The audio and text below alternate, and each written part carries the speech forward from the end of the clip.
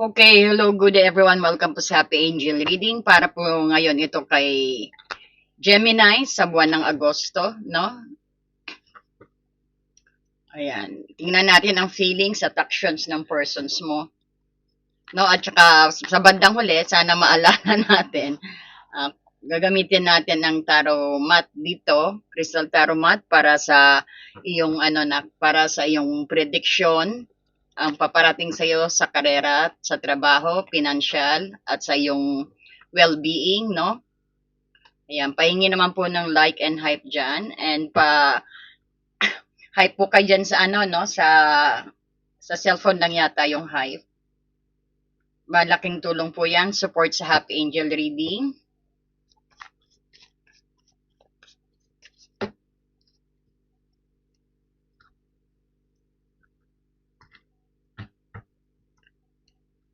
Ayan, matagal po tayong hindi nakapag no. So, anong feelings ng persons? Anong feelings ng persons ni Gemini? King of Cups, labasin ng King of Cups, no? Page of Swords, nag-spy pa siya sa'yo. Seven of Swords, medyo may tuning energy ang kanyang feelings sa'yo, no? Ang kanyang intentions, Four of Pentacles. Ten of Wands.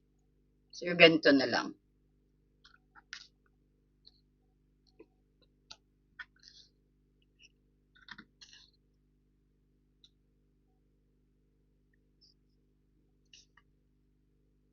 Karma ang kanyang intentions din. So, ang kanyang action, tignan natin ang kanyang next na action sa'yo. Temperance. Nine of Wands. Action. Three of Wands in reverse. Bakit naka-reverse siya?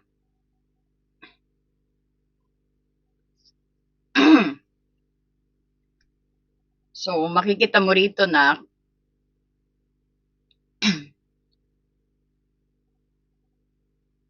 ang feelings niya sa'yo is the King of Wands, Page of Swords, at saka itong itong Seven of Swords.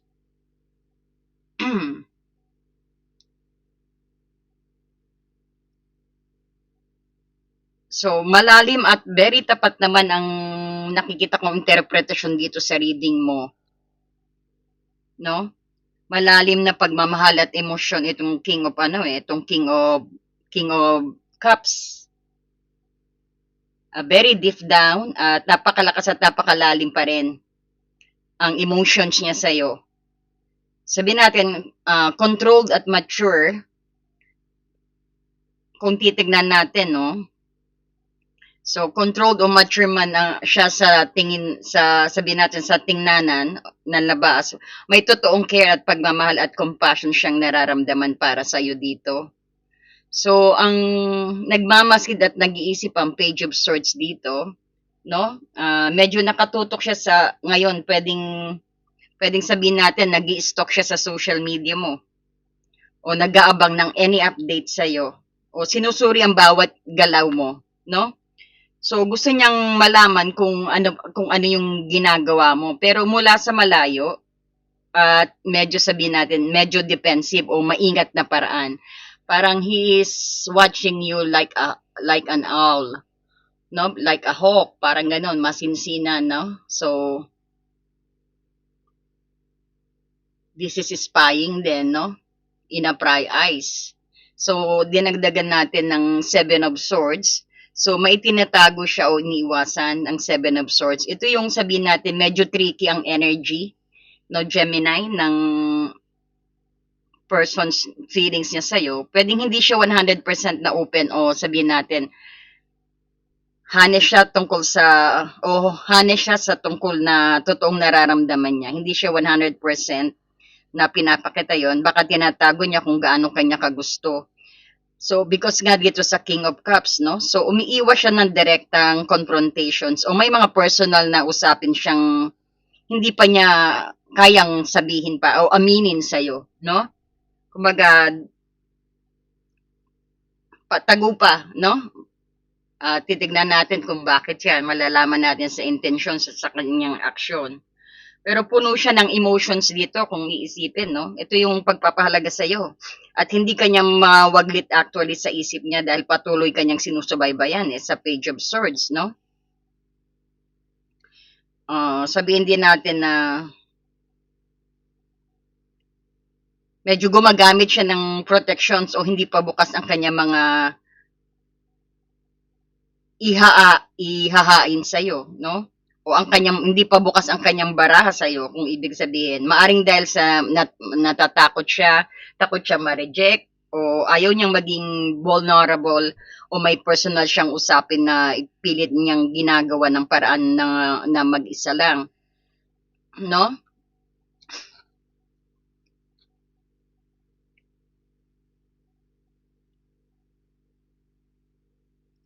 So, mas malalim na detalyado dito sa ano mo, sa card ng feelings niya sa'yo.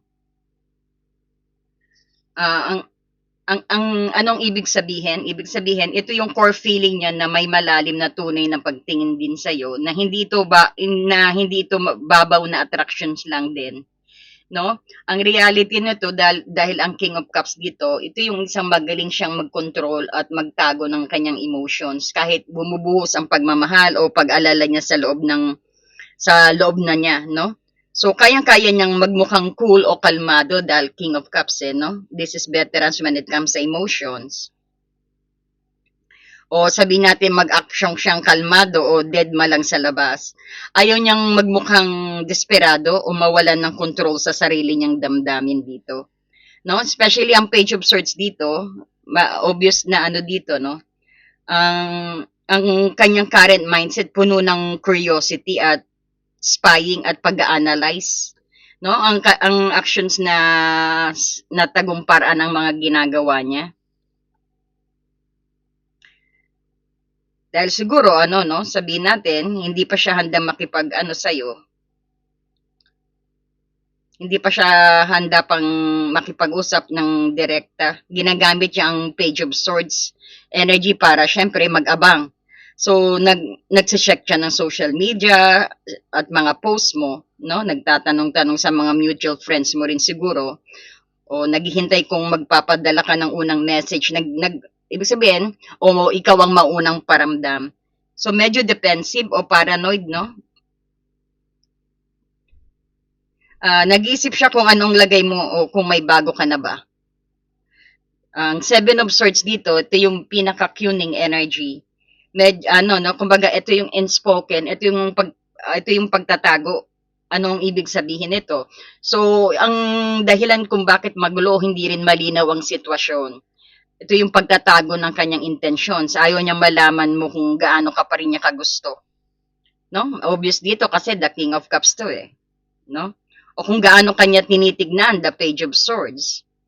So, umiiwas siya. Ito parang strategic avoidance ang ginagawa niya. Umiiwas siya sa malalim o seryosong usapan din kung napapansin mo dahil takot siyang maging vulnerable at ma-reject o pakiramdam niya wala pa siyang sa tamang posisyon para maging tapat sa iyo, no? So, ito rin sinasabi nating bakit may Seven of Swords din kasi self-protections din ito. Ginagawa niya ito yung parang hindi para manakit o in most cases, no?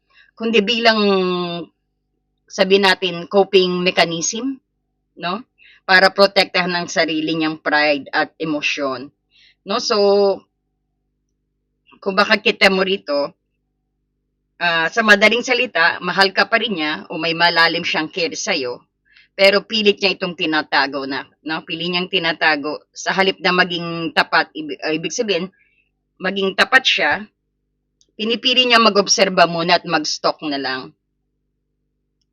Habang nagpapanggap na okay lang o wala siyang pakialam. No? Medyo parang tingin mo ganun. Kasi ang King of Cups, kinokontrol niya. Kaya niyang kontrolin ang kanyang emosyon. No? So, tignan natin ang kanyang intention. Four of Pentacles at Ten of Wands and Karma. So, narito yung malalim at malinaw na paghimay sa intentions ng persons mo, Gemini. The energy po can shift, no? Maaring siya nakakaramdam nito. Ikaw din nakakaramdam nito. So, kayo na mabahala po. Basta, sa Four of Pentacles natin makikita, ang kanyang intensyon, gusto ko nang hawakan at protektahan. Ayaw kang pakawalan. So, ang intention niya, ang pangunahing sadya niya ay yung, syempre, parang pangalagaan ka kung anong meron kayo o sabihin natin, hawakan ka ng higit pa sa ipinapakita niya. Ayaw kanyang tuluyang mawala sa buhay niya sa Four of Pentacles dito. Kita mo, higpit na higpit siya, no? Sa kanyang paghawak. So, medyo possessive o sabihin natin, maingat siya. Ibig sabihin, nais niyang magtira ng control at security para sa sarili din niya. Hindi siya handang magpakawala ng tuluyan sa iyo o hindi siya handang ibaliwala ka. Para sa sarili niya, syempre. O sabihin natin, ayaw niya rin maging masyadong bukas dahil takot siya, no? Na maubusan o masaktan din siya. So kaya talagang pilit na pati sa paa talagang ginardodahan ka. Sabihin natin, ikaw ang Pentacles dito na pilit niyang niyayakap, ayaw pakawalan, no? Pero nakita natin that para ma-feel secure din siya, not least meron siya. Medyo possessive nga lang, no? So, ang Ten of Wands dito, kung makikita mo ang kanyang intentions, gustong ayusin kahit napakabigat at medyo nakakapagod na sa kanya ito, no? So, ang intentions niya, mabigat, komplikado, o puno ng responsibilities at stress, no? Ang kasalukuyang sitwasyon ninyo para sabihin natin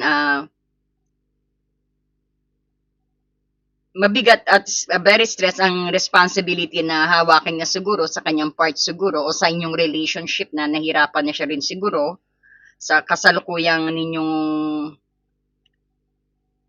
sitwasyon, pero ang pakay niya ay ibig sabihin dalhin o kargahin ang mabigat na yan hanggang sa makaraos kayo. Kaya niya magtiis, no? So, ang isip niya rito, tapusin ang mabigat na cycle na to. Handa siya magbata ng sabihin na, handa siya mag-work hard, no? At akuhin ang hirap o mag-effort kahit nararamdaman niyang sobrang draining o pagod na siya sa hindi na ayos na usapin ninyong dalawa, no? At least he's willing to take part, no? Mahal ka niya kaya lang parang feeling din niya na siya lang yata may nakakaramdam na yon. Parang very protective din siya sa'yo, ayaw kanyang pahirapan, no?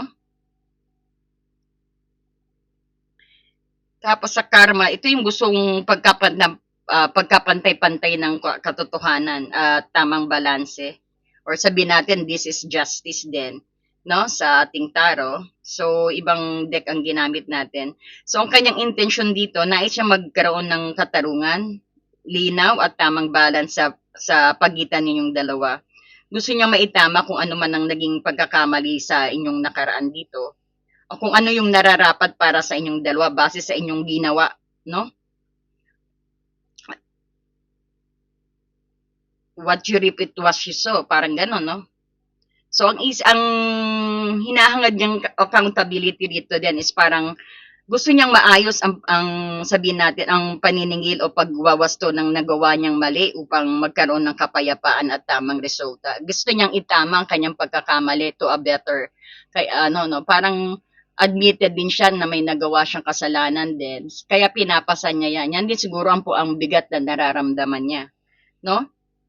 Kung makikita mo, sa madaling salita, ang intentions niya rito, hindi sa tuluyang bitawan ka, handa siyang kargahin ng anumang bigat ng obligasyon sa ugnayan ninyo, no? Siyempre upang para rin mai-correct o maitama ang nakaraan at magbigay ng kung anumang nararapat in a justice way o sa makatarungan para sa inyong dalawa, no? Ayan. So, ang kanyang action naman sa'yo is Temperance at Nine of Wands and Three of Wands reverse. So, malalim at very detalyado ang paghimay-himay ng kanyang actions dito, no? So, ito yung gagawin ng persons mo, Gemini, batay sa 3 cards natin, Temperance and 9 of Wands, at saka 3 of Wands in reverse. So,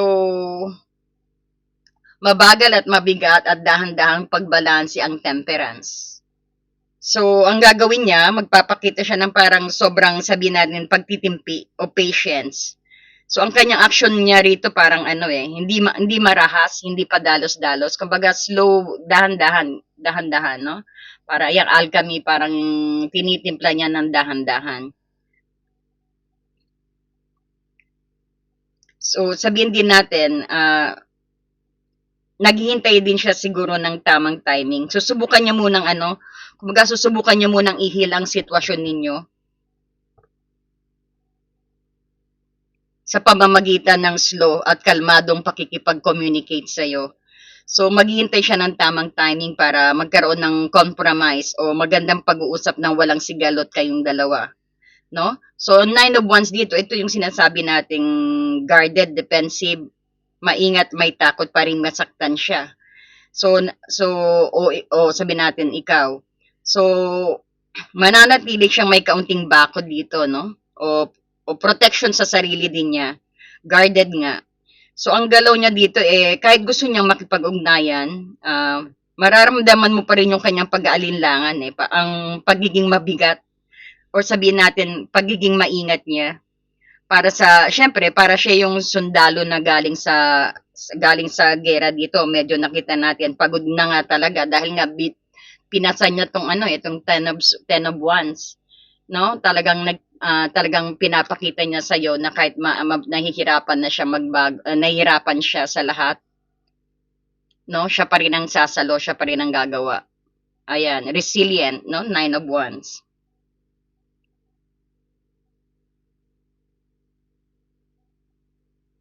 Kumbaga, para siyang guard, may ginagarduhan siya rito, no? Maaari din ayaw niya na rin uling masaktan din dito. Para siyang sundalo na galing din sa gera rito, no? So, kumbaga, ibig sabihin, handang humarap pero nakataas pa rin ang kanyang depensa dahil takot siya muling masaktan o magkamali. No? So, nakikita mo may 3 of Wands din dito na naka-reverse. Ito yung pagkaantala at kawalan ng lakas ng loob na magplan ng malayo from the near future din. Kumbaga, ang gagawin niya, magkakaroon ng delay o sabihin natin, pagkaantala sa kanyang malalaking plano sa'yo, para sa'yo. O ang galaw, sa halip na gumawa ng malaking hakbang para sa hinaharap, mag-step back muna siya. Hindi muna siya magbibigay ng grand promises sa'yo. Baka siguro napapagod nga din siya dito no?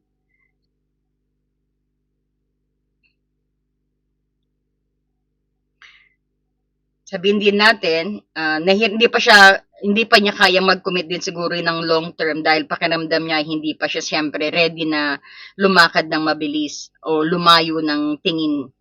So medyo this is the card of delay dito, no? So sa madaling salita, ang actions niya rito, mabagal at maingat. Sabihin natin gusto niyang ayusin ang lahat ng walang away pero dahil may takot nga na at syempre may sugat pa siya mula sa nakaraan din. Sabihin din natin na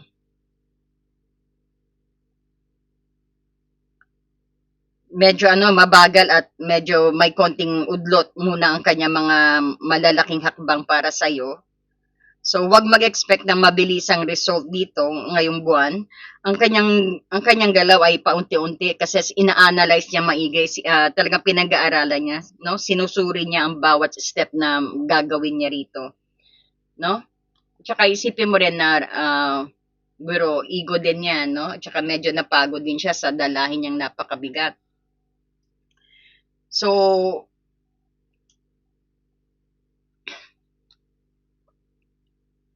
we could see here na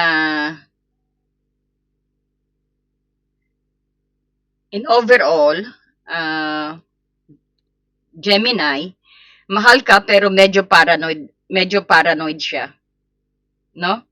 Kung gagamitin natin ang bawat card dito para makita ang buong kwento, ito yung parang nangyayari sa utak at puso ng persons mo. deep inside, best deep inside, hulog na hulog pa rin ang loob niya sa'yo dahil sa King of Cups. Ang problema nga lang nak dito, ang problema is sabihin nating sobrang galing niyang magpanggap na wala siyang pakialam. So kaya siguro nakikita mo na parang tingin mo na hindi niya pinapakita. Hindi siya showy in a way. Kaya parang tingin mo very cold siya sa no?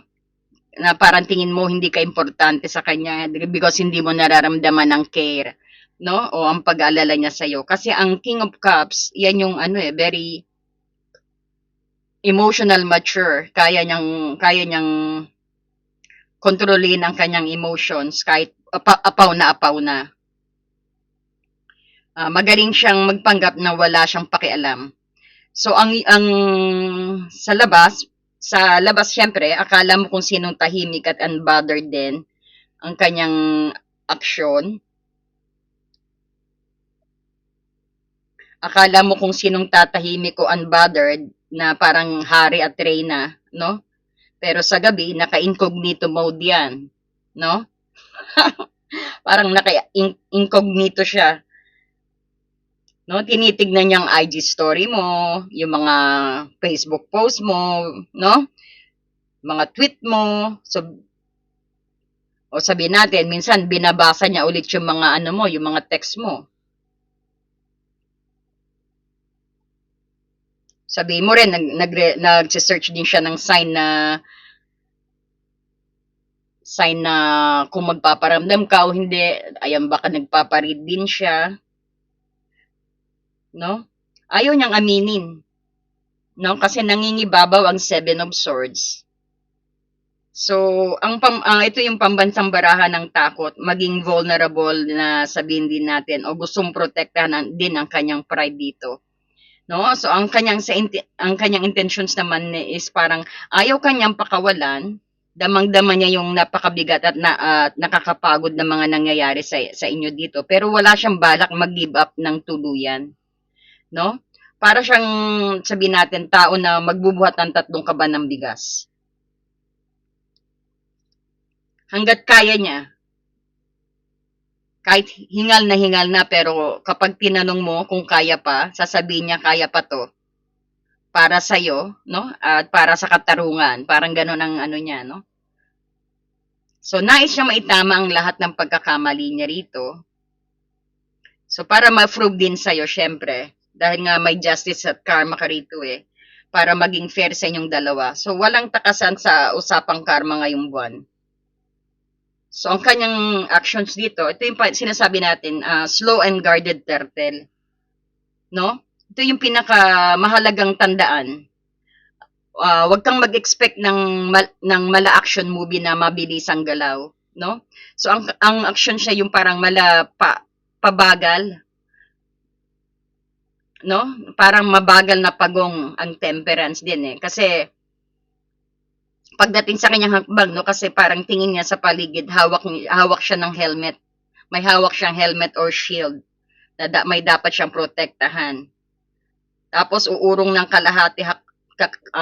siya ng kalahating hakbang, no? Nararamdaman niyang mainit ang hangin dahil sa Three of Wands in reverse dito. Nais siya makipag-ayos pero dahil sugatan pang ego o sabihin natin yung puso niya mula sa nakaraan. So, magiging paunti-unti ang sobrang ingat ng kanyang paramdam dito. So, bottom line, hindi kanya malilimutan at syempre gusto niyang ayusin ang lahat. Pero wag mo siyang mamadaliin, no? Ang peg ng fortunes mo ngayong buwan ay very slowly but surely, but tsaka full of lots of overthinking. Hayaan mo siya mag-obserba at syempre, hayaan mo rin gumawa ng dahang-dahang hakbang. Kumbaga, kusya rin siyang lalabas mula sa kanyang pinagtataguan. Kapag naramdaman niyang ligtas na, he will show up, no? Kaya niya pang buhatin, kaya pang magtiis kung tutuusin. Okay, so titingnan natin, sana nagkaroon kayo ng kaliwanagan. So tingnan natin pang tingin pa tayo ng maaring advice kay Romance Angel, para kay Gemini Spirit Guide, advice or any message, Spirit Guide, para kay Gemini pagdating sa kanyang pag-ibig.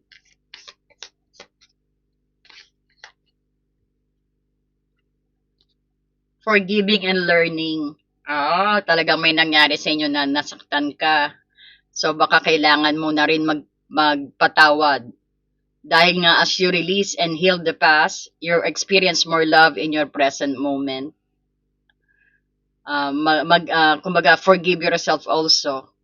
At forgive mo rin siguro, dapat mo na rin siya siguro patawarin. Or sabihin natin, kung ayaw mo na rin talaga ang persons na to, you could let him go, pero make sure na napatawarin mo siya para magaan ang loob mo.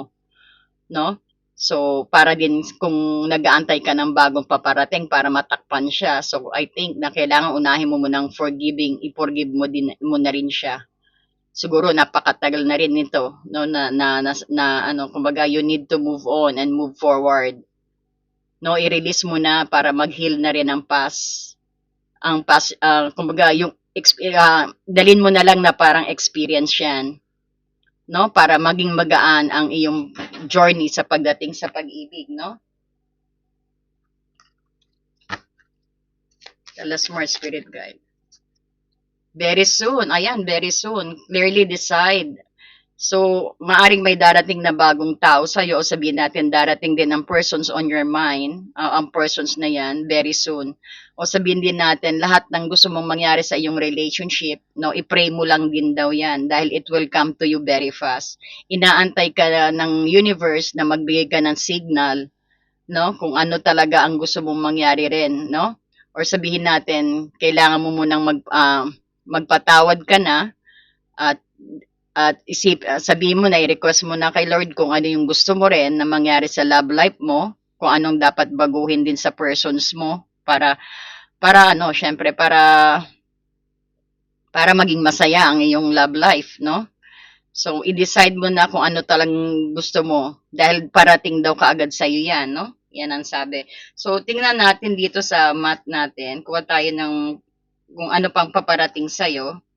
So, may side message akong nararamdaman din.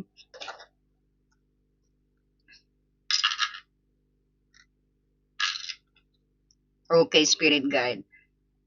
So, sabihin din natin, may side message ako pag dagdag pa sa inyong love life, sa pag-ibig, kapag single ka, sabihin natin, may bagong taong papasok sa iyong buhay na very soon na darating. No? Pero magiging napaka-observant. It's either ikaw o siya. O parang nararamdaman ko ikaw yung magiging observant eh. Itong buwan na to, hindi ka agad-agad maniniwala rin. O mas gusto mong kilalanin muna ng mabuti ang kanilang mga tunay na intentions. Kagaya nito, no, hindi ka na basta-basta naniniwala din. Kaya hirap na rin ang nararamdaman ng persons mo. No? Sa mga single yan, no? Sa mga in relationship, ito yung complex situations. Ito yung buwan para sa dahan-dahang sabihin natin, pagpapanumbalik ng balance. Kung may mga hindi kayo pagkakaunawaan o kamakailan, sabihin natin, ito yung sabihin natin, kailangan ng maayos na pag-uusap. Yan din yung sinasabi siguro ng forgiving and learning pagdating sa mga nasa relationship. Kamakailan siguro may pag-aaway, no? O hindi pagkakaunawaan, magkakaroon ng pagkakataong pag-usapan ito. No? Pero nangangailangan ito ng labis na patient o pasensya. So iwasang magmadali o magpadalos-dalos sa mga desisyon, no? Okay, so tingnan natin ang iyong career. Wow. So, magiging napaka-sharp ng iyong isip actually sa career mo at saka sa work. Sabi natin, magandang panahon ito para